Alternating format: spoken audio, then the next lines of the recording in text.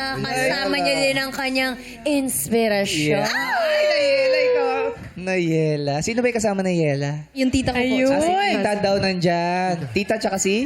Yung cousin ko po. Si Pinsan. Nayela, Ay, kung ano mang mangyari, matalo ka man o manalo, proud pa rin kami sa'yo. We love you. Pero hindi natin natanong si Nayela eh. Nayela, kamusta ba yung performance mo ngayong araw? Feeling ko nabigay ko yung best ko. Ba't ka naiiyak? Iyak. Ba't ka ba naiiyak? Bakit? Kasi hindi talaga madali dito. Oo naman. Pero Naman. nairaos ko rin yung kanta. Alam mo, mahirap talaga yung pinagdaanan nyo eh. Kayong mga naiwan dito. Kasi parang akala nyo, yun na eh. Akala nyo, lalaban na kayo sa grand finals pero hindi pa pala, di ba? Meron pang isang paghihirap na kailangan nyo malagpasan. Tama. Pero I'm sure lahat kayo ay talented. Di ba? Perfect timing lang talaga. Di ba? At balita namin, Nayela, pag after daw ng midterms, dito sa tawag ng tangalan, pag uwi mo roon Cebu, sikat na sikat ka daw! Dami daw nagpapalita. Nayela! Nayela! Nayela! Ano yung experience mo sa Cebu pag uwi mo? Paano ka ba nila sinalubong dyan? Kakagulo!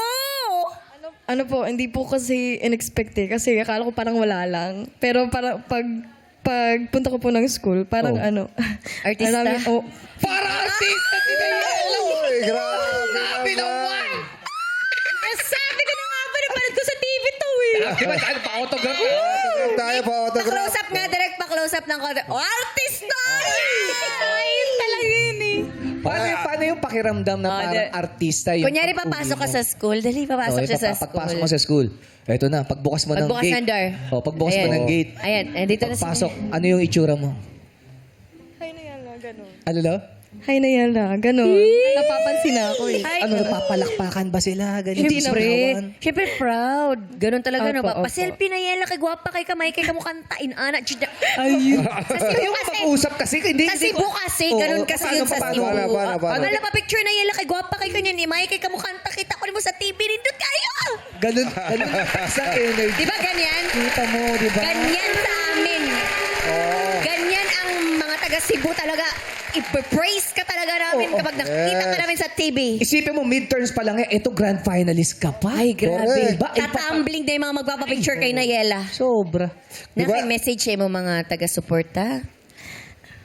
Thank you kayo kay bisag kahit na nagda-doubt ako sa sarili ko, nandyan pa rin kayo eh. You believed in me. Marami po kasing naniniwala sa akin kahit feeling ko parang hindi ko deserve maging nandito sa Showtime. Pero thank you po talaga kasi sinusuportuhan niyo po ako palagi. Thank you sa faculty, teacher education, yung mama ko, yung papa ko, yung lola ko. Thank you po sa pagsusuporta sa akin at naniniwala kayo sa akin na kaya kong punta Kaya dito. mo. Oo. Nayela! Nayela! Siyempre talaga. Alam mo, binigyan mo na naman ng pride ang Cebu. Yes. Sa galing mo. Kasi diba, ang dami natin mga singers na mga Cebuano. Si Kim Chu ang nauna. Yes! Sa mga taga-Cebu, John! Ganahan kayo. Grabe, Chipchok! Alam mo naman magaling kumanta. Napaka-talented ng Kim Chu. Oo. Di, pero kanina nung kumanta si Nayela, yung tumigil yung banda, may sumigaw dun, isa pa! Oo nga, nagulat ako. Sino yun? Sino yun? Diba, si Cheer. Ibig sabihin, nagaling ang Cheer. Naniwala siya sa'yo. At yung talent mo mismo nagsasabi, deserve mong tumayo dito. Yes. Hindi to nagkataon lang. May mga Correct. judges na nagdala sa'yo dito. Kaya maniwala ka sa sarili mo. Mhm. Bakit?